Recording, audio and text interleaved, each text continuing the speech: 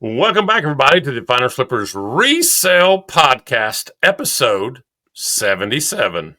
Yeah, guys, what is going on? 77. I'm excited because something tells me that old Marjorie Vulpine is back today. And we're gonna have to see if Sturt and his cast of characters can save the world once again from old Marjorie Vulpine. I'm excited, guys. Looking forward to it. I think this is going to be a great one, gentlemen. Over the last week, I've been going through all my oldest listings. I mean, some going back to 2017 and either lowering the price or promoting, doing different things on different platforms. And I've actually sold 5 things of those items that have been out there since, 2017. Well, did you lower them on Depop? Well, most of them weren't on Depop, so I did put some of them on Depop. No, I'm talking about to make a sale on Depop. No, I still haven't. I'm not going to stoop to force a sale on Depop. You're just not going to come off of it to get one sale. After 8 years have passed, like these other ones, then I'll lower it as part of my routine. But wow, Johnny, we've hit the ground running. We're right into it. I mean, we just come on 30 seconds ago. So. Yeah, I just I wish Stewart just appreciated how much I bent over backwards to get him back on Depop after he was begging, and just. I did get a item removed on Depop though, so you better watch it. You'll lose 1,600 listings, and then you'll get banned, and Johnny won't be able to help you. Exactly. Yeah, I always forget you can't even list like butter knives as part of a flatware set. I'd sold a set of serving pieces that was like a meat fork, a couple of serving spoons, and it had a master butter knife, which they're about this long. And after 2 days, I got a message said, we have removed this for weapons. And if you continue to do this, we may ban you on Depop. So before we get too deep into the episode, we're at 401 subscribers now. So that means we've got a live coming. We got one buffer. Yeah, so nobody unsubscribe because we've announced it now. We're going live. You can't unsubscribe. So we got to 400, then we went back down to 399, and now we've jumped to 401. Johnny must have created a couple of new burner accounts. So, hey, whatever it takes. I almost kind of feel like it was Johnny going, "What's this?" 399, 400. You're messing with us, right, Johnny? No, so anyway, we need to get a live 50 burner accounts. Yeah. Need to get a live on the calendar. So thank you everyone for getting us to 400 and 500. Here we come now. Yeah. Also, later on in the podcast, I've got a special reveal here. Oh, look at this. A lot of painter's tape there. I had to find something to block it, so I guess I could have edited it in, but I didn't feel like I thought this was better to do. And just take it off. So when are you going to reveal? When are you going to reveal that? I don't know. Whenever I feel like it. Oh, right. You got to listen for a while. I don't want to say when I'm going to reveal it. That way I have to find it in the podcast. But it's a special thing because I'm going to give this shirt away. The first person that comments and gets it correct. You have to get it correct though. What brand of painter's tape that is? Is that what they're supposed to guess? Yeah. No, there's a big reveal behind here, and you've got to solve the big reveal. I thought we were going for like a Home Depot sponsorship, and in order to get this shirt, you had to guess what brand blue painter's tape that was. What brand would it be? Is it the thicker time, or is it the thinner tape, or whatever? Shout out to Protagonist Coffee Roasters, the newest and first sponsor of the Finders Flippers Resell Podcast. Thank you, guys. Now, let me say with this. that, I'm contractually obligated to stop saying visit Knoxville.com. They have lost their sponsorship. Their free sponsorship. Now, saying that, I looked at something, and this is what I want to ask you all. I looked at a thing on YouTube, and I think you have to divulge if you have a sponsor or if you're promoting somebody like that, don't you? I don't know. When you say divulge, I mean, we're going to be mentioning that we... Well, I know, but if we're saying them out loud, I have to tell I don't know if it kicks us into a different category or something. I'm actually not sure. I mean, I would only worry about it if we were actually monetized. We'll check that box. Sometimes I don't like when I'm posting one of our videos, if we have a collab, sometimes I'll select it and sometimes I won't. It depends how big of an ad it is. Like if we just mention something, I don't do it. But if we do like a whole spiel, I'll put it on. Right. Oh yeah, it's something about, doesn't it say something about product placement or something like that? Maybe, or I mean, Johnny, you'd be the one that would know. I mean, because you are monetized on your Frizzy's finds. Yeah, I mean, I wouldn't worry about it. And I do feel like when you select that there's like a paid promotion on it, I feel like views are worse. So, I mean, whatever you feel comfortable with, but they can't take monetization away from us. We don't have it. If they dinged a video, okay. I don't. So here's how it's worded, and I don't know if you're going to leave this in or not, Wes, but if here's how it's worded under paid promotion. So it's, if you accepted anything of value from a third party to make your video, you must let us know. We'll show viewers a message that tells them your video contains paid promotion. And then you have a checkbox that says, my video contains paid promotion like a product placement, sponsorship, or endorsement. I mean, I know we joked around. I mean, that's it's kind of a little, I don't know if you'd really call that a sponsorship. I mean, they're going to help us out with the StreamYard, but, I don't. We're not getting a recurring payment, I guess, because we're getting a one-time, I don't know what you call it. I don't know. I was just going through it and I saw that and I was like, that's interesting. I don't know. Yeah, I mean, I wouldn't sweat it, but yeah, I wouldn't worry about it. I wouldn't chuck it right now. I mean, once we, something tells me we're not really on YouTube's radar to look at that sort of stuff right now, but I could be wrong. Now, Johnny could be on their radar though. Yeah, Johnny, you're on different radars, especially like Depop, and I think Sturt's going to be getting on there real soon.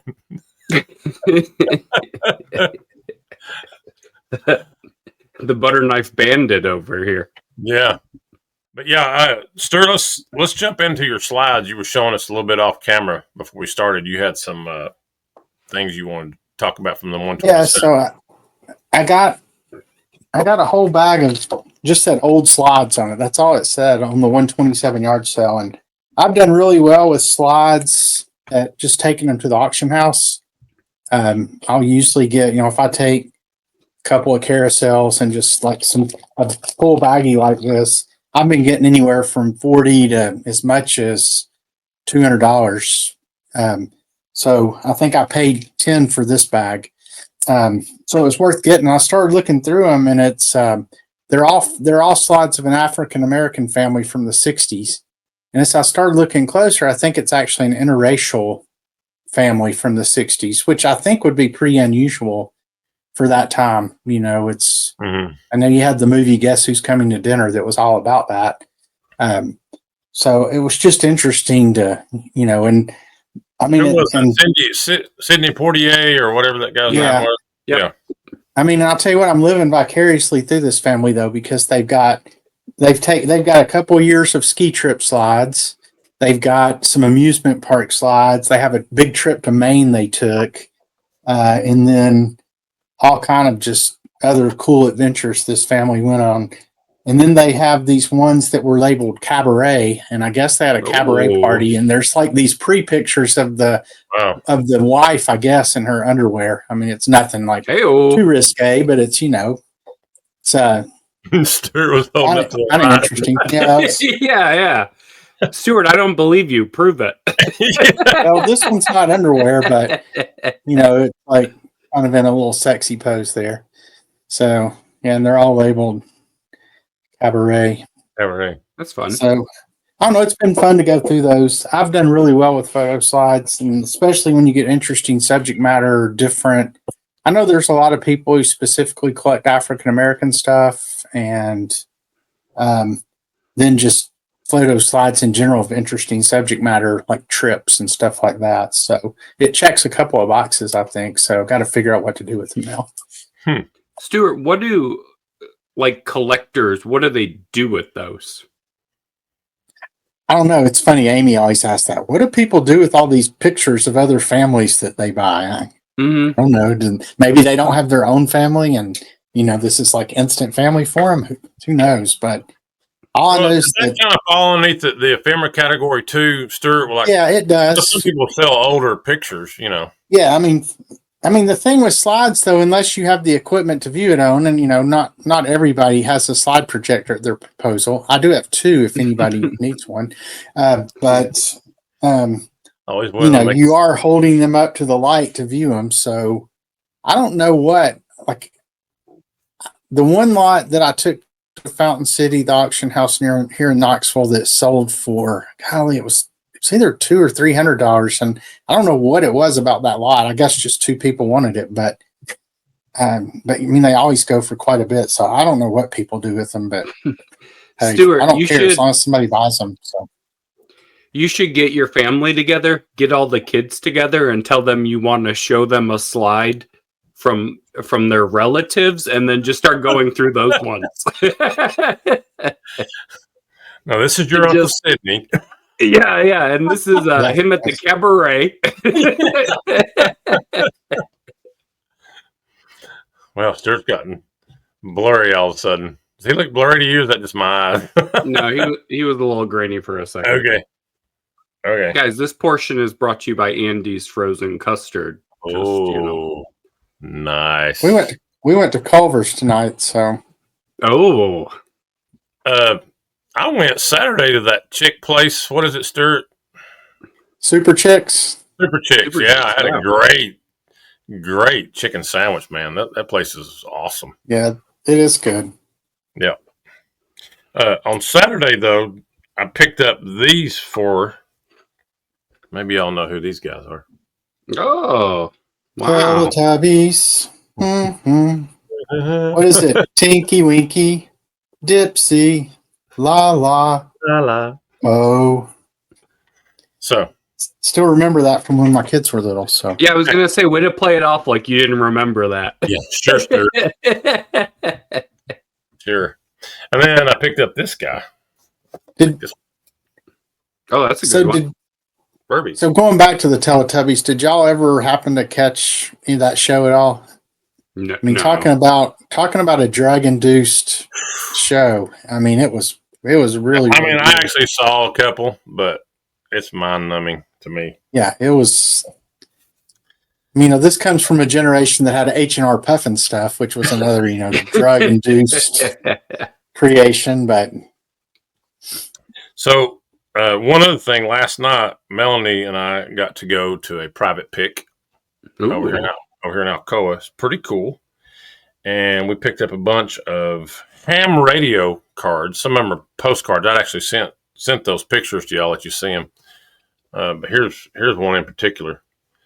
Yeah. This is the Balsa Musica.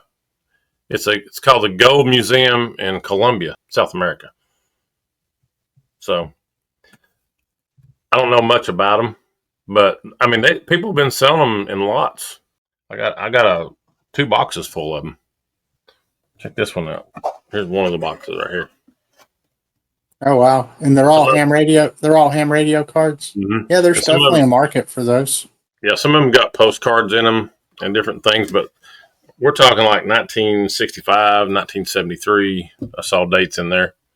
So he was a major ham operator. I don't know. Wes is starting to intrude on my territory a little bit. Yeah, you saw that.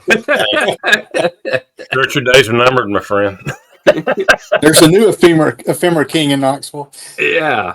It's like y'all watch the show Tulsa King. It's like Sylvester Stallone goes in there and starts intruding on all the other Oklahoma people, and I was slowly biding my time.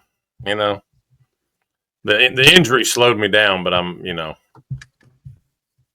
for the first shot will be a warning. So that's I'm waiting for Next week's episode, when Wes is talking about how he's at an estate sale and came out and his tires were slashed. Well, I already got it. Hey, I already got it at that estate sale. He took my marriage license. I know how Stewart works. See, I was trying to keep you out of the ephemera business. Yeah. Oh, I know. And I've said to him several times, "Hey, can we do it? Help me with whatnot?" Yeah. Hey, by the way, He just keeps throwing me off. But that's okay.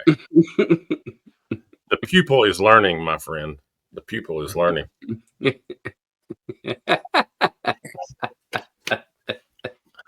I have no idea.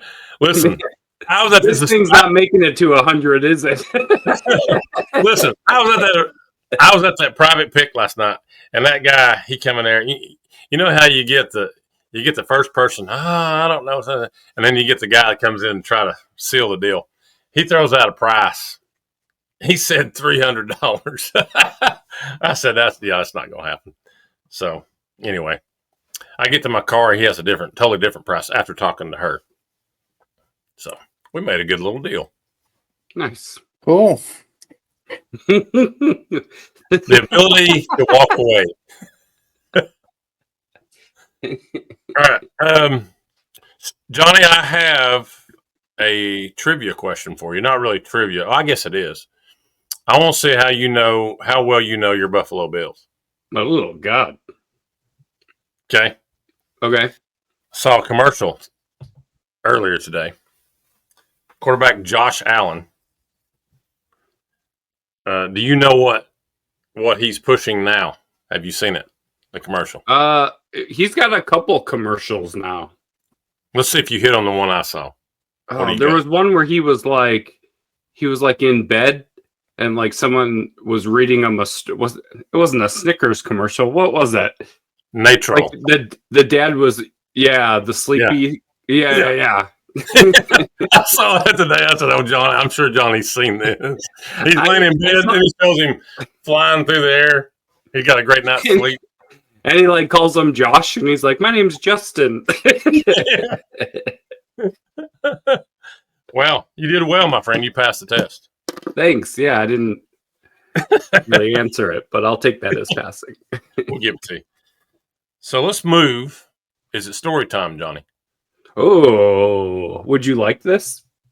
Sturt, are you ready? Look at Sturt. He's up on the edge of his seat. He's not in a good mood now. He's a little irritated. I think he's concerned. And I think he didn't like that. He didn't like concern. That. Not only this, so this is like a Sturt box right here. It's got all these. It's all organized and everything. Sturt's like, oh wow, I could really do something with those. Wes, I'll give them to you. I'll buy them for $10. Stewart, what if he calls himself the China King of Alcoa? How do you feel about that? I don't think he's coined that yet. I'm gonna go ahead and grab it on Walmart. Oh, you just copyright it and steal it? Oh man, hey, well, you're not allowed to say that anymore, Sturt. We may have to meet in Maryville and then divide our territory out. So. All right, John, let's see what you got. I'm interested to hear this. Well, something told me that there would be a little riff today. I don't know. I just felt it in the air. So when I may have precluded. when I gave ChatGPT the idea for the next adventure of Sturt the Raccoon, it came back with the case of the vanished Vows. That still is a sore spot, by the way. Yeah. This one, I think it's pretty good. I did ask ChatGPT for a little drama, so this is what it gave me. So this is was it? If you guys look back, I think it was 4 episodes ago, or was it 3? Episode 74 is the first episode, but we talked about it in episode 73. So yeah, go back, watch episode 73. You'll get the genesis of how this came about. Watch episode 74 for the first in the series of the Sturt the Raccoon continuing adventures. So this is the second installment, book number 2, right, Johnny? Yes, and I do have photos that I can send you Perfect. So We'll put them in. that you can pop these up. Everybody can follow along. And Steven Spielberg, Ron Howard, if either of y'all are watching, would be wide open to sell the movie rights to this. Yeah. I think. Yeah, So, yeah. At least 17 cents worth. Oh, no, wait, $31 worth. I'm sorry. Yeah, I mean... That raccoon in Guardians of the Galaxy is who I would choose to play me.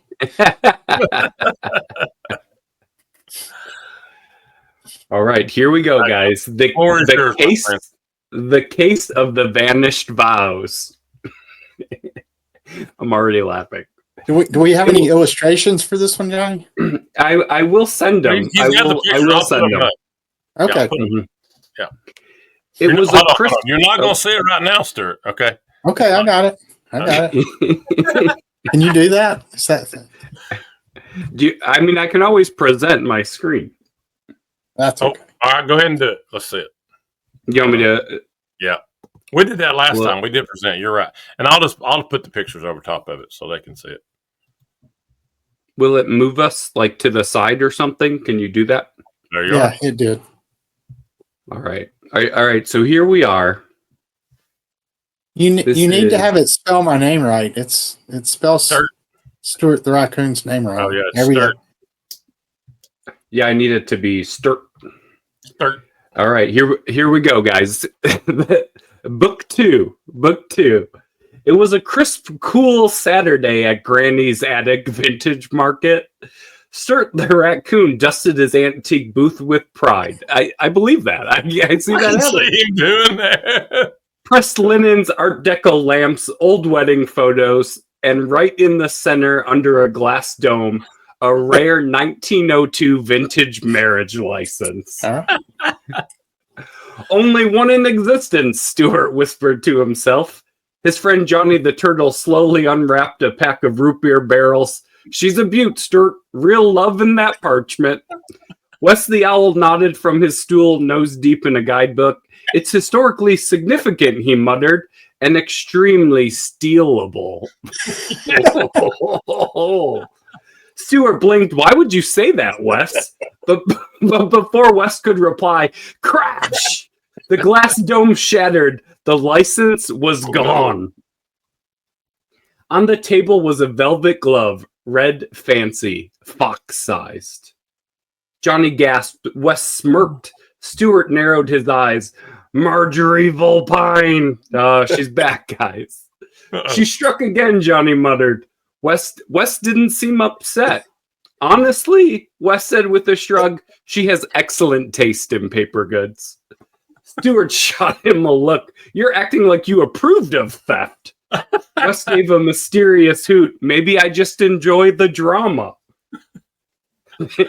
They dragged Marjorie to the top floor of the vintage market. She lounged in a crushed velvet chair, sipping fizzy tea. The stolen license was tucked under her purse. Looking for something, darling? She purred. Stewart stepped forward. Give it back, Marjorie. It belongs to the people. She twirled her parasol. The people are just you, Stewart. Wes coughed. Stewart. Johnny inched behind a dresser. Marjorie raised an eyebrow. Besides, your owl seems to think I'd be the perfect owner for it. Stewart turned. Wes? Wes blinked. I may have said it would look sublime in her reading nook. Johnny stepped forward. Y'all enough. He pulled out his scratched up cassette player. Let's settle this like antiquers. Trivia. One question. Winner keeps the license. Stewart nodded. Marjorie smirked. Wes just hooted. Johnny cleared his throat. Question. What year was lemon-colored milk glass first made in the United States? Stewart paused. Wes closed his eyes. Marjorie clicked her tongue. 1938, Stewart finally said. Johnny smiled. Correct. Marjorie sighed and handed over the license. Fine, but I'm taking this chair. And she vanished with the swirl of her tail. Back at the booth, Stewart replaced the license under a new dome. Wes, he said. Wes blinked innocently. I never helped her. I simply admired her boldness. Stewart smiled. From now on, I keep my valuables out of your line of sight. Johnny popped a root beer barrel into his mouth. Next time she tries something, I'll be ready with trivia and a tape. The friends laughed. Above them in the rafters, Marjorie watched from a shadow. Until next time, darlings. The end, or is it? Or is it? That's hilarious. Okay. The Vanished Vows. Vanished Written Vows. by Chat GPT. Wow. I could see. I don't know who this kid is. Oh, that's David. Isn't I it? thought David was a squirrel. No. Is he a squirrel? Yeah. Okay. He was something else, right? I don't know. Look at that. Look at her and her fizzy tea just sitting there with that marriage license. But there you have it, guys. Oh, it's not showing. Go back. Look at the duster in his hand. Oh, there it is. Look at that.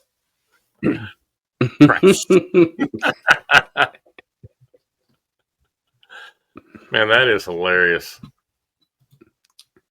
I did. I was like, I need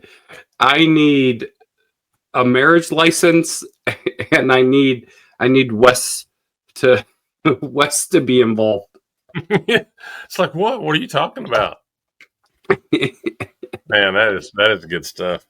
And for those that don't know, that actually did happen, and I cannot remember the number. So remember what it is? Do you remember when we talked about the marriage license? Yeah. When was that? What episode? So we can talk about it. Oh, it was a long time ago. It was a long time ago. Yeah. But the gist of it was, that's the first time I ever met Sturt, and I walk into a room where he's already there at the estate sale. He's got sweat dripping off of him, and he's got his hands, he's elbow deep in all these toys and stuff. He goes, "Oh, hey, Wes." I say, "Hey, Sturt." So I go around on this other side of the room, and I found that marriage license. I thought, well, I'll ask him about this. I hand it to him. He goes, "Yeah, that's great." He shoves it in his bag and walks out to the next room. We still have different recollections of that. Let's don't pick scabs off old wounds here. So. Just keep it under glass, Sturt. That's all you need to do. Hey, that's already sold, and I think I gave you half the money. So, well, I guess so. But you did. You put it in your booth. That was cool. I got to see it, which I could have swapped it. I could have, but I didn't. So don't go pulling a Marjorie Vulpine. Vulpine. What do you think the origin of her last name is, Johnny? I don't know. Vulpine? Like a vulture? It is a very specific name, right? Like it says, okay, so the definition of vulpine relating to a fox or foxes, as in the thriving vulpine population, or it can also mean crafty or cunning, as in Wes gave a vulpine smile. Interesting. The name Marjorie Vulpine isn't just stylish, it literally means Marjorie the Fox. Wow. See? We've passed out a little bit of knowledge this evening, gentlemen. I like that. Would you like name origin stories for Stewart, Johnny, and Wes, too? I'm afraid to hear it. Hit us with it. We're going down the road again here. Down the foxhole? Brum-bum. The vulpine hole. Stewart. From Old English Scottish stigward, meaning house guardian or keeper of the estate. So no wonder she's slashing tires outside estate sales. Stewart the Raccoon is the responsible, dapper guardian of history and vintage treasures. Oh. Let's see. Johnny is Hebrew via English for Yohanan, which is God is gracious. And short for Wesley, meaning Western Meadow or from the Western Woods. We can call you Woody. Woody. Although I've been called, there he is, what there, Woody. See? Yeah, there you go. Woody's staring right at it. Sponsored by genealogy.com. Now, you all cannot answer this. You're not allowed. Now, okay. you can contemplate over it. Okay, since we're doing a little It'd be bit. bad if the design ripped off when. I gotta make sure I'm not pulling it off. Too. Since we're doing educational services tonight, we're doing children bookstores. Okay, you can't answer this. Check it out.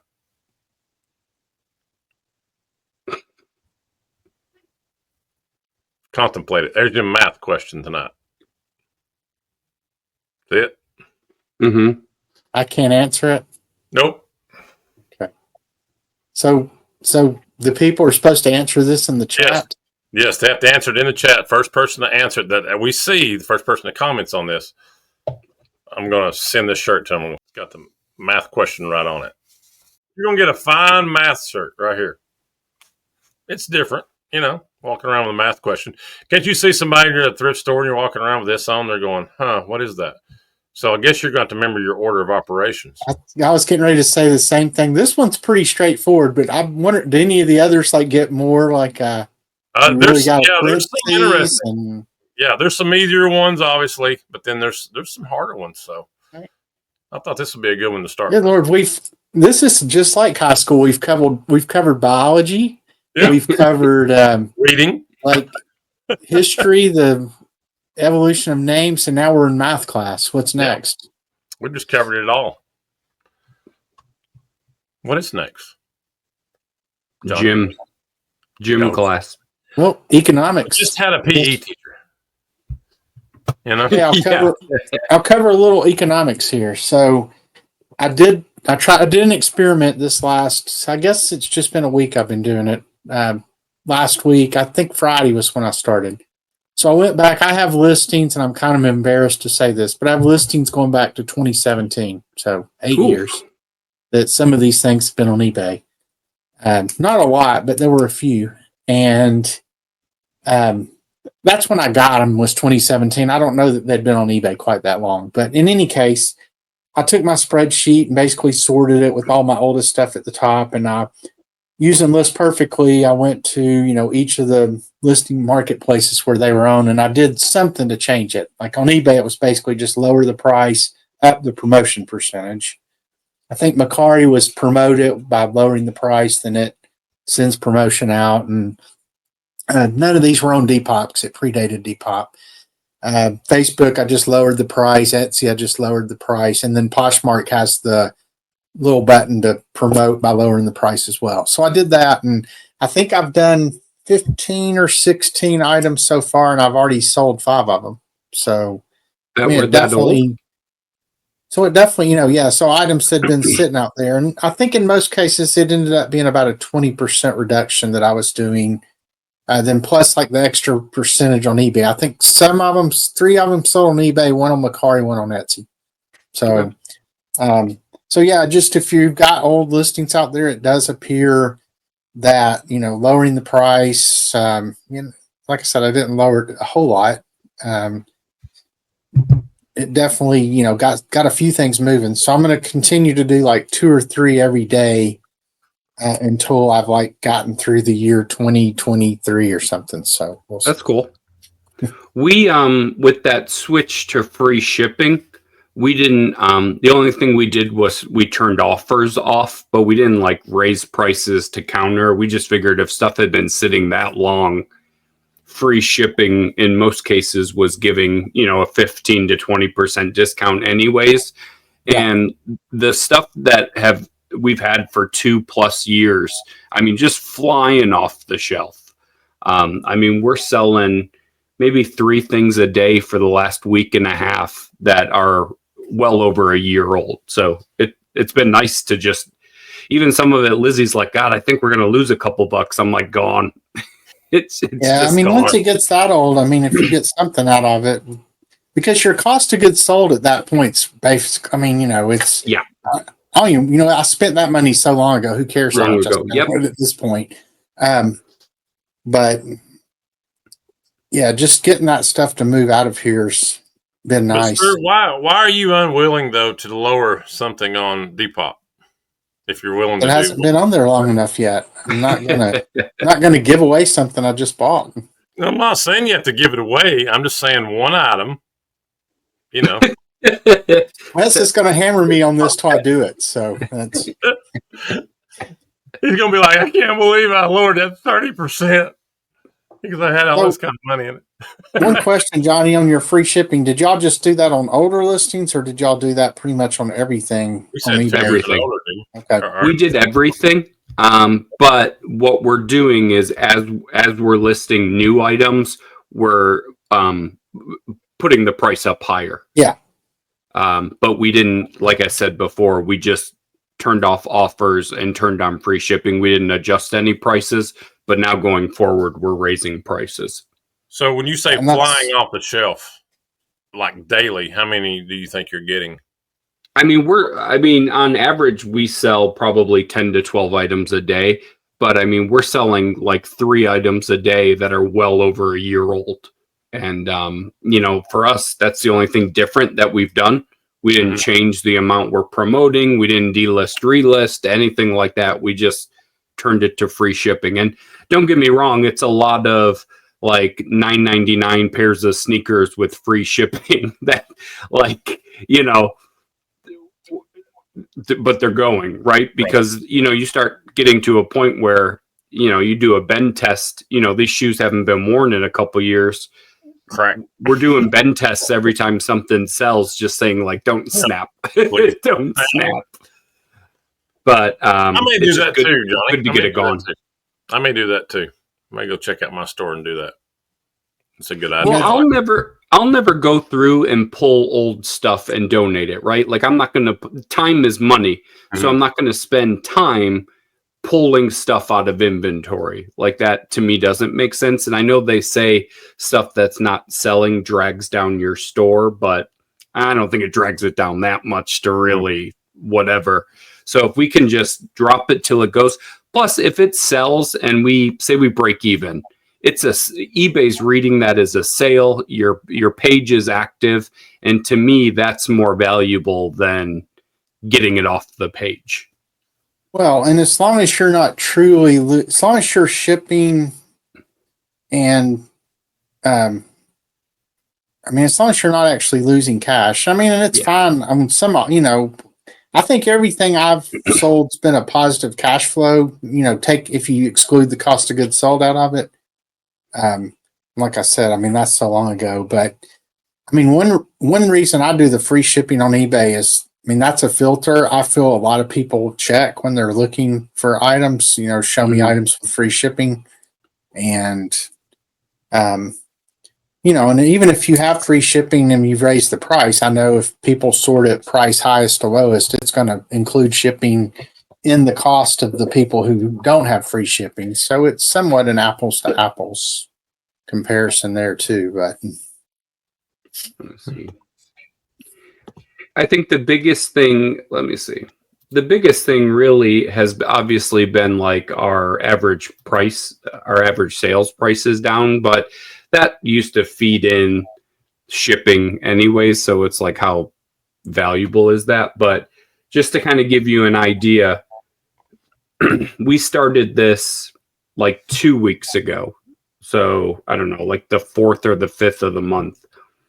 We have 145 sales on eBay this month, which is up 99% compared to the same exact time period in July. And I know it's July, it's the middle of summer, blah, blah, blah, but up almost 100% of listings sold. That's a pretty big deal. So what is your typical average price sold of things, Johnny? Do y'all have a target you shoot for, or like our average sales price? Yeah.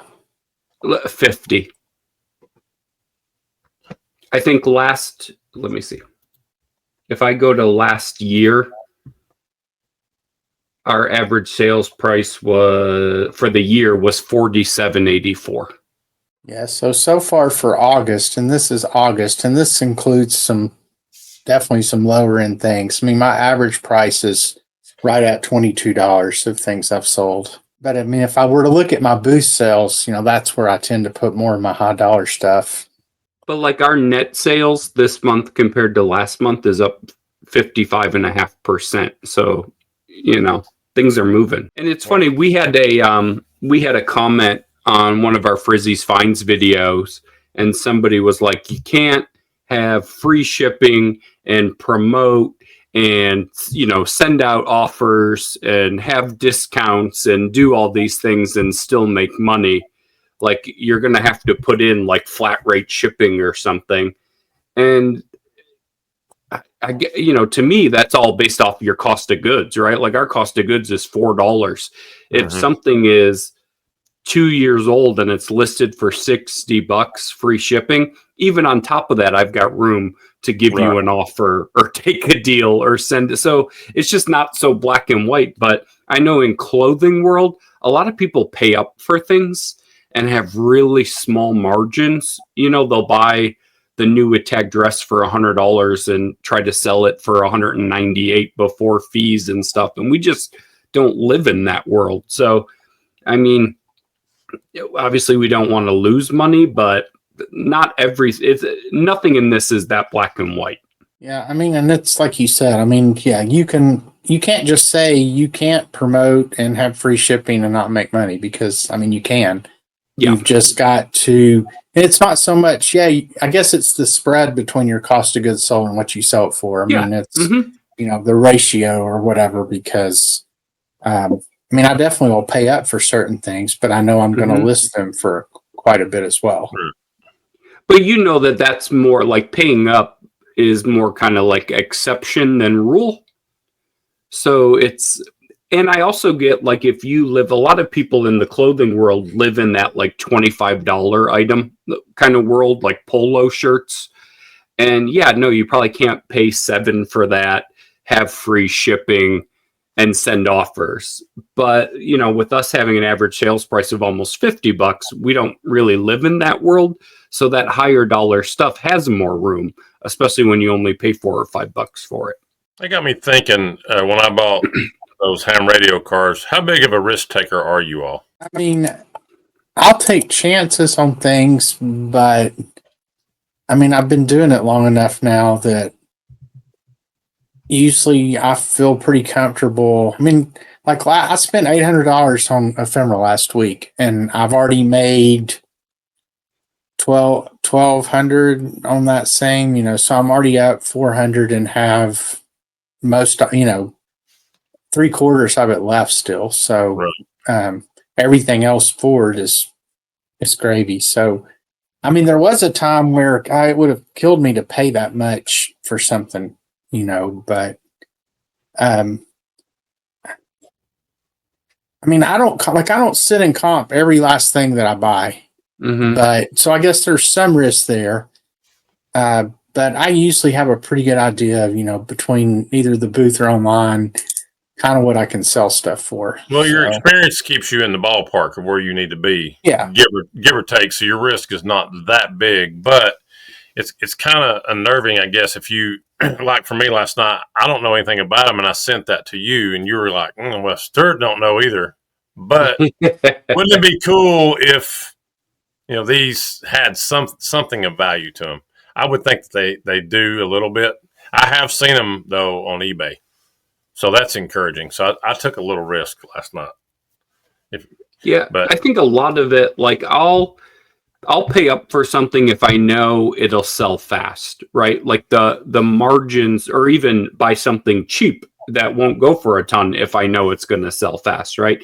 We don't buy a lot of things that sell for $20, but if I know I'm going to list it for $20 and it's going to sell, the next day, I'll do it. I bought 10 pairs of jeans last week for $13 a pair, which in my world is probably $6 or $7 more per pair than I would ever pay. But 4 of them sold within 3 days for $60+. So like the money came back. But at the time I was kind of freaking. But if I'm going to pay up, like if I'm going to pay $100 or $200 for something, it really depends on how confident I feel it'll move quickly. Because what I don't want is it staring at me. Right. But if it's also going to sell quickly, I'll buy something for $100 and sell it for $200 if I know it's going to go quick. And I know it's a crapshoot. It could sit, but I was getting ready to say something similar to that. I mean, you can get hung up on margin too much because, I mean, it's really more about cash and how much you make on it because, you know, you can buy an item for $1 and sell it for 30 and that margin's huge, but it's still just $29 where, you know, you can buy something for 100, sell it for 200, a lot lower margin, but you've made $100, you know, so, you know, there's definitely, you know, well, when that moment comes again too, when that moment comes again too, you're more willing to go, you know what? I did okay with that.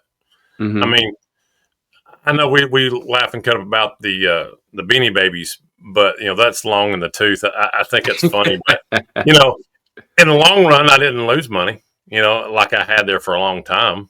So I guess you could. Yeah. I mean, I bought a couple years ago, I bought that movie poster lot and for $500, got it home, had immediate regret, listed enough to, I think I sold $600 worth of posters and I haven't touched it yet, you know, again, but in my head, it's like done deal, moved on, like lesson learned, but I didn't lose. Right. So sometimes it's like, just don't lose. Just don't lose. Yeah. Here's not a business model to have, but on risks. Here's the other funny thing that happens sometime is I bought a bunch of Western movie posters not too long ago, and there was quite a few other things in the box, but I was really focused on these posters because they were cool, and I'd done a little research and thought, well, you know, these will do well and whatnot, and you know, then I got them home and started looking a little closer, and I'm like, well, you know, maybe these aren't going to sell for as much as I thought they would. But then there was a book in there that was, I can't remember what it was, but you know, it sold, just the book sold for like 3/4 of what I paid for everything. So I sold that book, not even like, that wasn't even counted in what I was thinking I might make. So, you know, then the movie posters made more sense. So, you know, sometimes you get lucky too, if you miscalculate. And some of that comes when you buy volume. I have learned that if you get enough volume in something, especially in the ephemera world, you know, you can generally make money, you know, even if there's not like one home run item in there. So. I got this one last night. Check this out. Oh, nice. Yeah. The blue, this is called a snowball microphone. $10. That's a pretty good deal, isn't it? Not bad. Yeah, those are expensive. I mean, like the blues we have, I mean, they're pricey. Yeah. So I picked that one up last night as well. But pretty good little private pick. Those, like Stewart, you say, those are fun. I think there was 3 people there. So, and it was upstairs, downstairs. And she said, it was her dad's house and he had passed away. And she's like, just go ahead. So you just walking through the house, it was neat. But yeah, I went to Goodwill this afternoon, and you always peruse the records and stuff, and you see like whatever quartet, and you go through all those. I got to the next to the last record, and this was actually sitting there. It's the first time I've been to Goodwill and actually found a quality record. Check this one out. No, you too. The Joshua Tree. Yep. We have one thrift store that has a lot of records, and I flipped through like the first 3 or 4, and I'm like, what am I doing here? I always walk away, but it's all like Marty Robbins and like. Well, and I felt like that way today. I had physical therapy again today. I thought, you know what? I've got about 6 minutes. I can go in there and just flip through them real quick. And I went through probably 20, 25 records, and this was the next to last one. And the Joshua Tree by YouTube, that's a great record. Here's the inside cover of it. So that was the first CD I ever bought, I think. Oh, was it really? So that was a cool record. That you just never know. You may swing and miss 100 times. You know, it is an adventure. You swing and miss 100 times, and then you find a wedding certificate from 1912, and then it gets stolen. But guys, here it is. That died on the Titanic. Oh, honey, we should have never got married. I told you we shouldn't go on this vacation. But here it is, guys. There's the math question again. First person. 8 times 14 plus 21. Not 14. Look again, my friend. Tell you what, you'll be the coolest kid on the block if you have that shirt. So, Yep. Order of operations. Just remember that. Order of operations. Oh. Johnny, you know what I'm talking about? Is that FIFO? First in, first out? hold on. I had it a second ago. I got to do the first part of the math again. Let's see. 148. 145. What'd you say? 145. No, you do the multiplication first. There's no parentheses, so you do multiplication It division literally first. is right there. No, it's 4 plus 2 in parentheses. Look. Oh, you know what?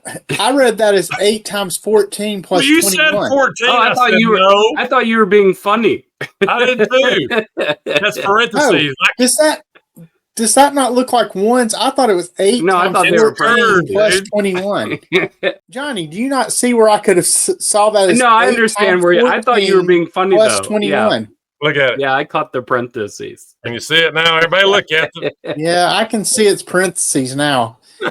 I even told you order of operations. Well, I know, but I thought it's because you were saying multiplication first, then addition, then so. No. Well, I was trying to get you good thing Stewart's not our tax advisor. Yeah.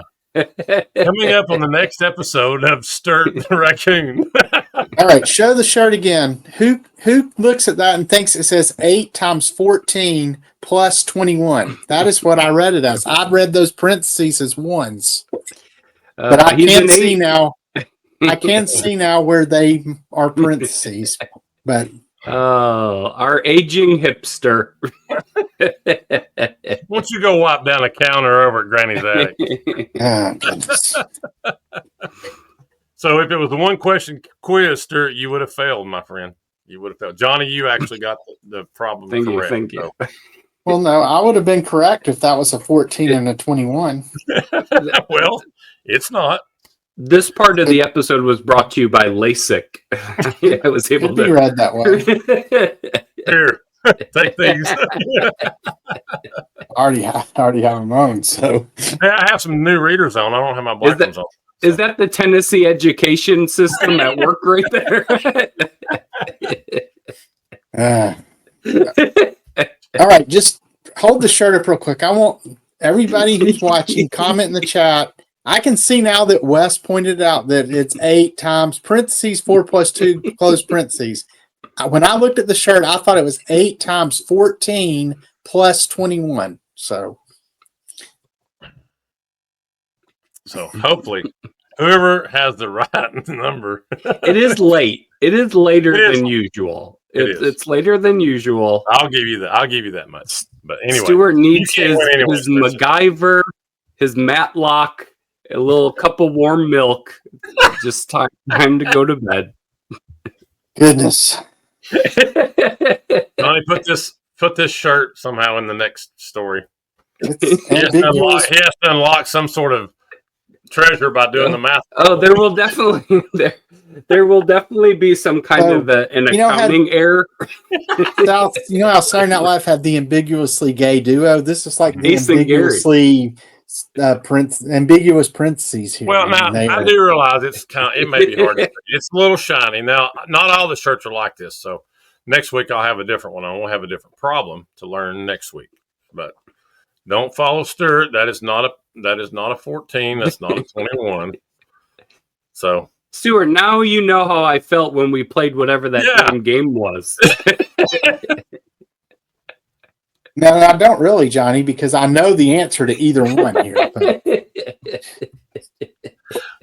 What was your favorite game of that? What was that called, Johnny? I forgot. Mad Libs, right? Mad Libs, yeah. And I think Johnny got an adverb.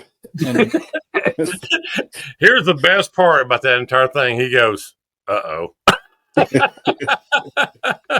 why I now have a second screen. I can look things up on the side if I have to. Well, the reason why it's funny, I remember saying that to my exact self when I got into high school and I was trying to do those kind of things. I was like, uh-oh, I'm in big trouble. Nope. And here I was thinking Stewart was a math whiz, but Y'all can No, tell how he competitive would've I am. had it. I got upset because I misread the parentheses once. So But if you misread I hate to lose. yes. I hate to lose, but If you all right, so what was your answer? You said it was 8 times 14. so if it was 8 times 14 plus 21, the answer would have been what's 140 minus 16 would have been what 134 plus 21 would have been 155, right? I think I said 145 the first time, so I still screwed it up. But yeah, that's I was doing multiplication 112. first and then addition. So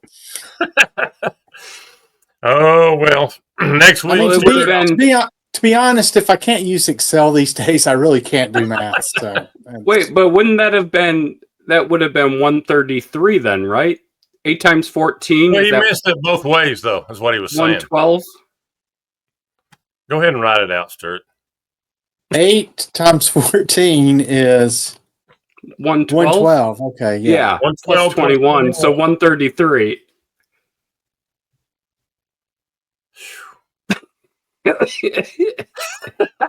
I'm glad I introduced math tonight. That's great. You're welcome. This is his Mad Libs. So there. How about Stewart won the shirt?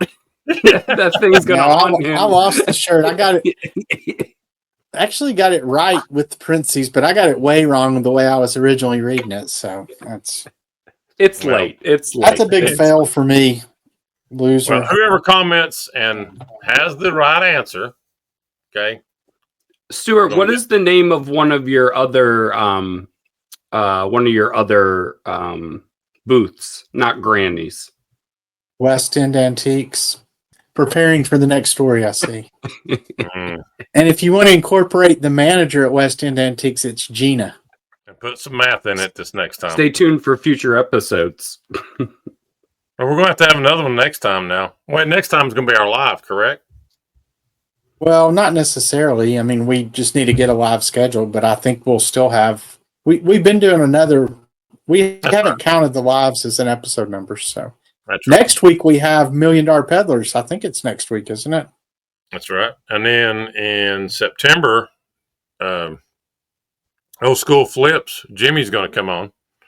He's going to swing back and visit us. He hasn't been back in a while, so be happy to have him back on as well. But everybody remember, smash that like button everywhere. Johnny's got his new podcast up and running with his wife. Go over there and see that. Johnny, it's Pop, right? Pop, the Packing Orders Podcast. Packing Orders Podcast. And then Frizzy's Finds. And then we've got Sturt at Franklin Hill Ventures.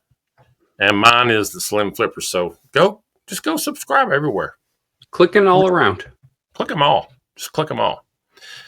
Well, gentlemen, that was a fun one tonight. I'm sorry that I threw the curveball at you, Sturt. I really thought you were going to have it, but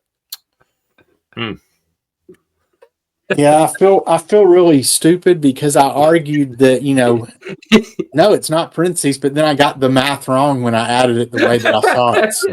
So you missed it both ways. No, I think I would have got it right with the parentheses, but yeah, the way I read it, I missed the question. So okay. Well, next week failing grade shirt. for Stewart this week. It's going to be a long night in the White household. Yeah, he's going to be online tonight, starting to take the test. I'll have a different color shirt though, and a different math question for you next week. So the thing I'm worried about is that ChatGPT is going to do for every one of my other skills what Excel did for my math. So, well, it's like the backup camera did for me backing up a car. I can't back up a car anymore. Or the GPS on directions. You know, if those satellites ever fall out of the sky, everybody's going to be just driving around in circles. Well, here's the problem with my car. It's a 2012 Camry. In 2013, they put the backup cameras in, so I don't have a backup camera in that one. My wife's car, she does have a backup camera, so I got used to hers. And now I can't back up my car anymore. I mean, I'm just like, so, I'm terrible at it. But yeah, gentlemen, another great one this evening. Episode 77, is that right? 77. Right this time. Yeah, so 77 episodes in. We'll have $1 Million Peddlers on episode 78. We got a live coming up for 400 subscribers. on our way to 500 now, and Johnny's going to drive over the mountain, come to Knoxville. So looking forward to that. And think about that, Johnny. 99 away from coming across. Oh, 2-digit number. All right. I'm not hitting the road till we're at like 505, just so you know. I got you. You need to drag Molly with you when you come over. They can. Oh yeah.